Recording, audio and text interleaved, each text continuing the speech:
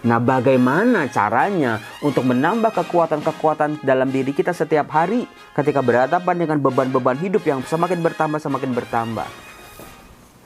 Salam damai sejahtera saudara-saudaraku terkasih pencinta firman Tuhan. Berjumpa kembali dengan Bible Learning with Father Joseph. Saudara-saudaraku terkasih, bagaimana kabar Anda hari ini?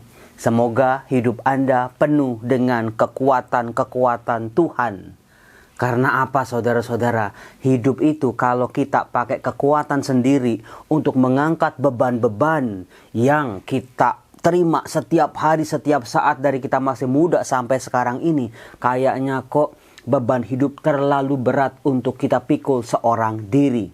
Ya persis seperti yang Romo Yosef itu pakai apa sih? Saya tuh baru mau berangkat ke kantor sebetulnya, tapi saya lupa rekaman hari ini.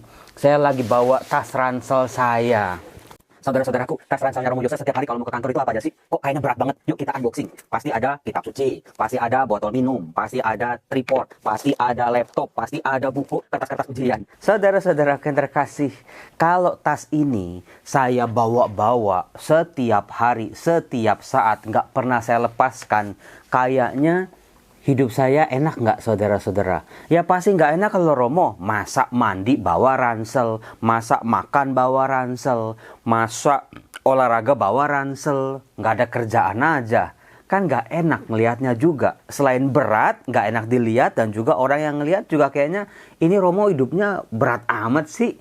Saudara-saudaraku, siapa sih yang nggak punya beban dalam hidup ini? Semua orang punya beban, dari anak TK, anak mahasiswa, orang-orang pekerja, bapak rumah tangga, ibu rumah tangga. Semua orang punya beban hidup. Cuman bentuknya aja beda-beda. Kita seringkali melihat, Romo, beban hidup saya terlalu berat. Lebih berat daripada beban hidup orang-orang lain. Sering gak begitu saudara-saudara? Sering banget Romo, kayaknya enak banget kalau lihat orang lain gitu ya. Terus naik mobil, makan di restoran, foto-foto, kuliner, jalan-jalan gitu. Kayaknya enak banget. Bisa ziarah tiap bulan misalnya. Saudara-saudara, kita gak tahu aja beban yang sedang dia pikul itu apa. Tidak banyak orang berani menceritakan beban hidupnya. Seringkali banyak orang menanggungnya seorang diri. Kita nggak pernah tahu di malam hari dia itu ngapain dalam doanya. Betapa basahnya bantal-bantalnya dengan isak tangisnya. Bagaimana suaminya, bagaimana istrinya, bagaimana anak-anaknya, bagaimana mertuanya, orang tuanya, bagaimana perusahaannya, bagaimana cicilan-cicilan hutangnya. Kita nggak pernah tahu saudara-saudara.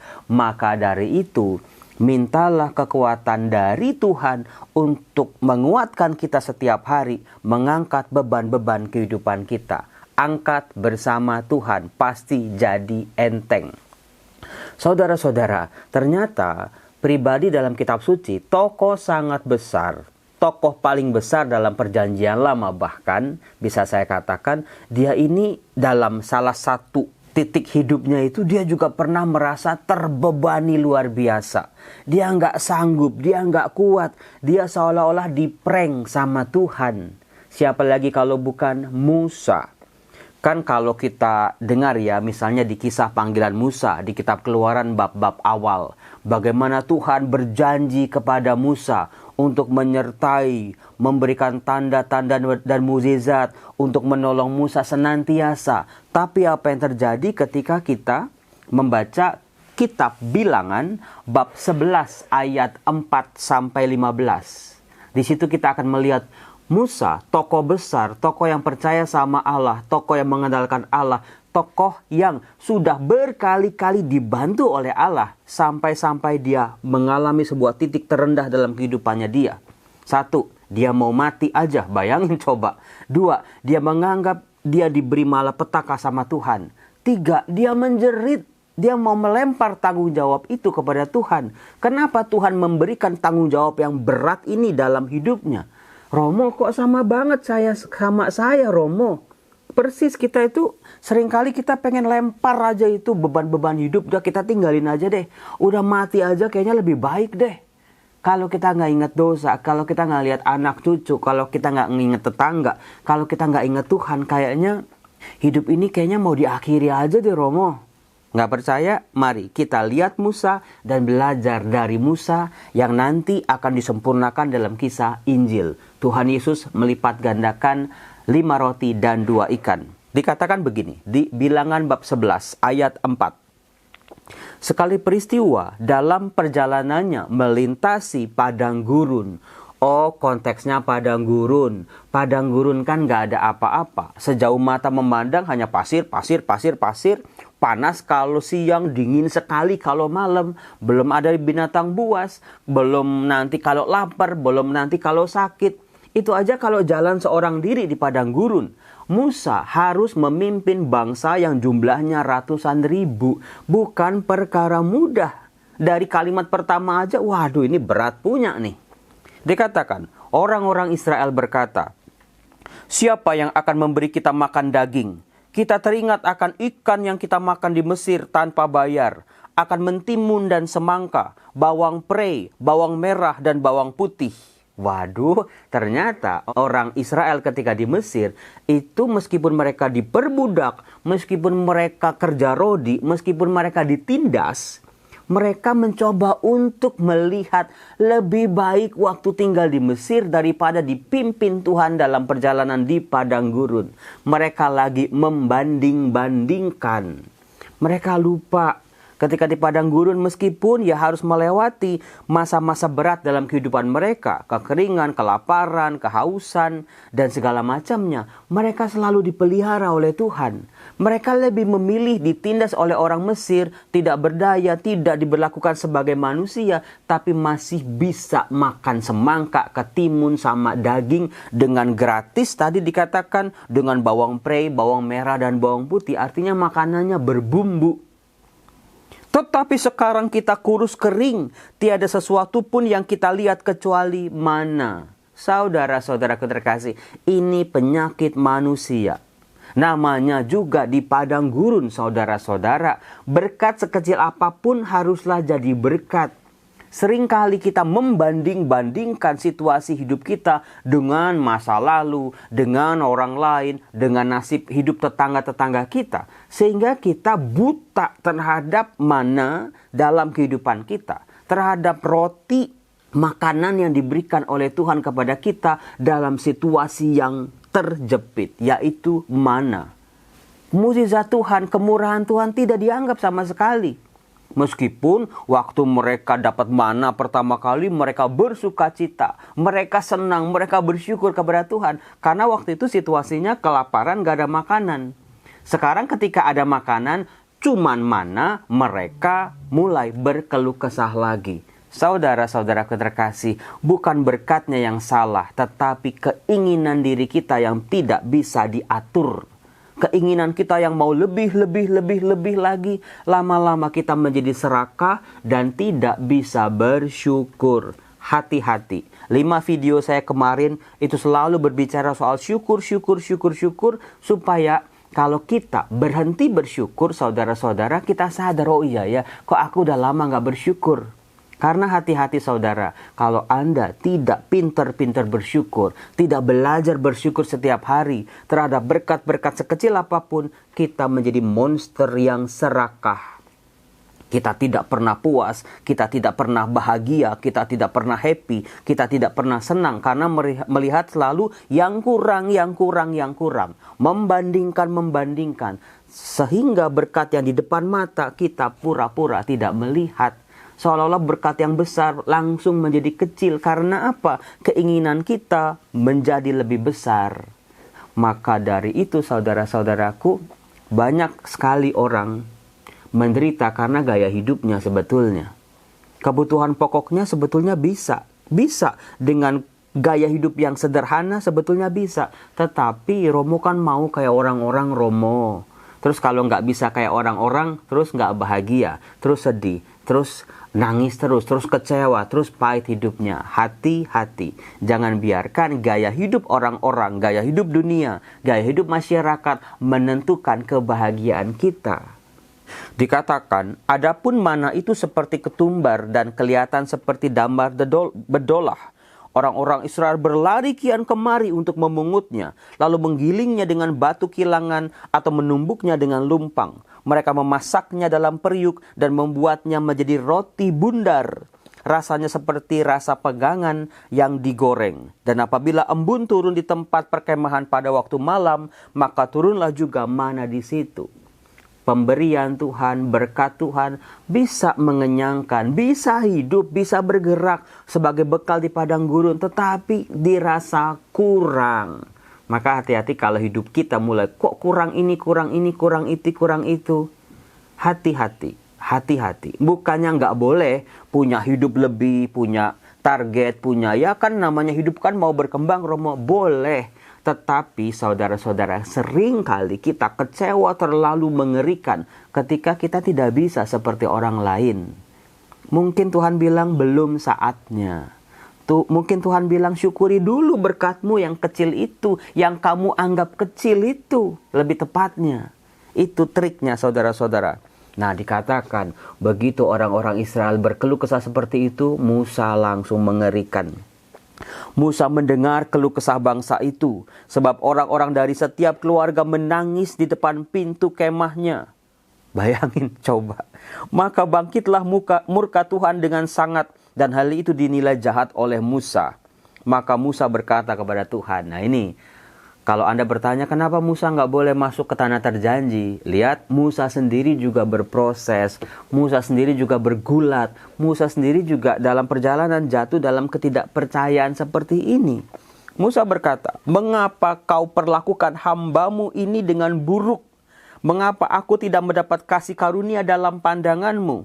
Mengapa engkau membebankan kepadaku tanggung jawab atas seluruh bangsa ini? Lagi-lagi, Romo kok kayak saya banget ya Romo ya. Di rumah tanggung jawab saya besar, di gereja tanggung jawab saya juga besar dalam pelayanan, di kantor, di tempat kerja juga besar juga, di masyarakat juga besar. Romo lama-lama ini nggak sanggup Romo untuk menahan beratnya beban ini. Belum salib-salib kehidupan. Penyakit, konflik, masalah, kebangkrutan, dan lain sebagainya. Tuhan, kenapa Tuhan tanggung jawab ini terlalu berat untukku?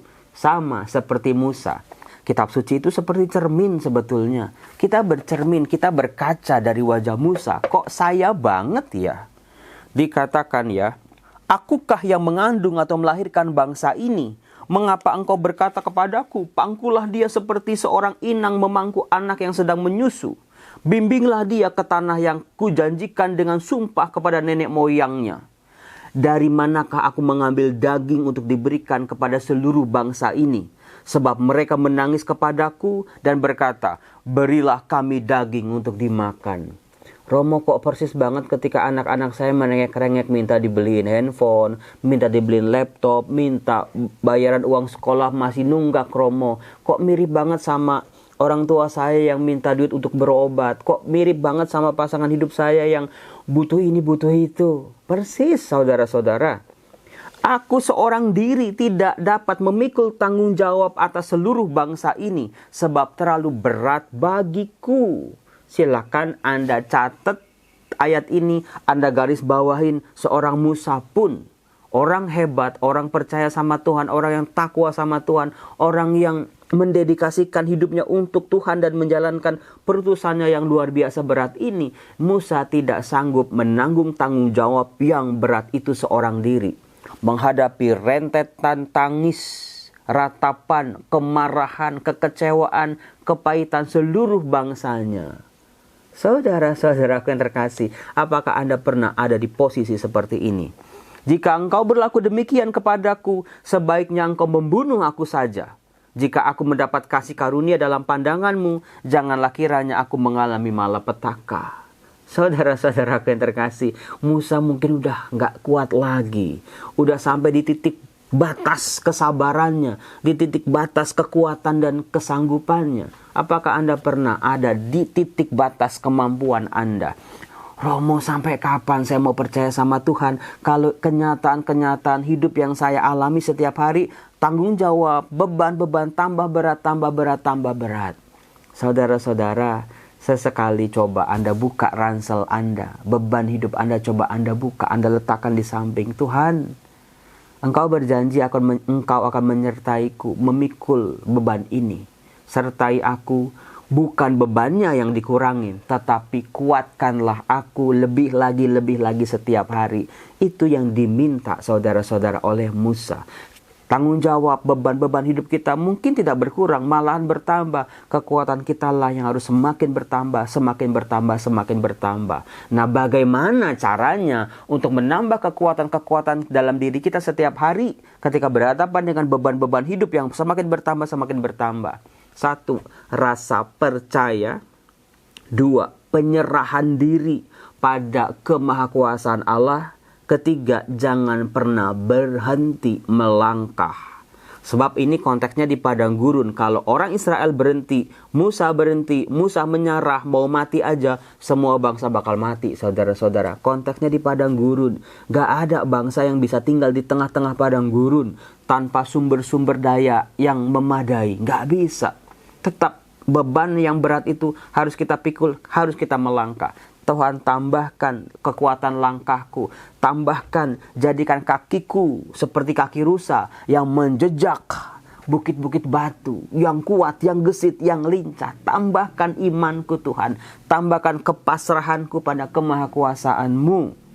Saudara-saudara yang terkasih, kalau kita percaya, Tuhan selalu bantu. Yang kurang dari orang Israel adalah rasa percayanya. Yang masih dibentuk dalam diri Musa adalah penyerahan totalnya kepada Allah. Bukan kamu, Musa, yang menanggung tanggung jawab bangsa ini, tetapi Allah sendiri. Nah, hal itu kita bisa lihat dalam bacaan Injil, saudara-saudara, dari Matius bab 14. Kita bisa melihat bagaimana Tuhan Yesus mempergandakan 5 roti dan 2 ikan. Yesus waktu itu berhadapan dengan ribuan orang yang juga kelaparan. Kalau cuma dikasih roti saja, pasti mereka juga akan protes. Tetapi 5 roti dan 2 ikan, sumber karbohidrat dan sumber protein. Dan jangan pernah lupa, para murid ini, 5.000 orang ini diingatkan, ada sang roti hidup ada di tengah-tengah mereka. Jangan khawatir, jangan takut, dan jangan cemas. Andalkan sang roti hidup supaya kita bisa hidup. Dikatakan, menjelang malam para murid datang kepadanya dan berkata, tempat ini sunyi dan hari sudah mulai malam. Suruhlah orang banyak itu pergi supaya dapat membeli makanan di desa-desa. Persis seperti Musa ini para murid ini. Mereka mau lepas tanggung jawab. Mereka nggak mau menanggung beban tanggung jawab yang berat itu. Dikatakan, tetapi Yesus berkata, mereka tidak perlu pergi. Kalian harus memberi mereka makan. Saudara-saudara, ada sesuatu yang dikoreksi oleh Tuhan Yesus dari kisah Musa. Kalau Musa di padang gurun bertindak seorang diri, sementara dalam penggandaan roti, 12 murid. Komunitas, kebersamaan, gereja. Kita semua harus memberi orang-orang yang lapar di sekitar kita untuk makan.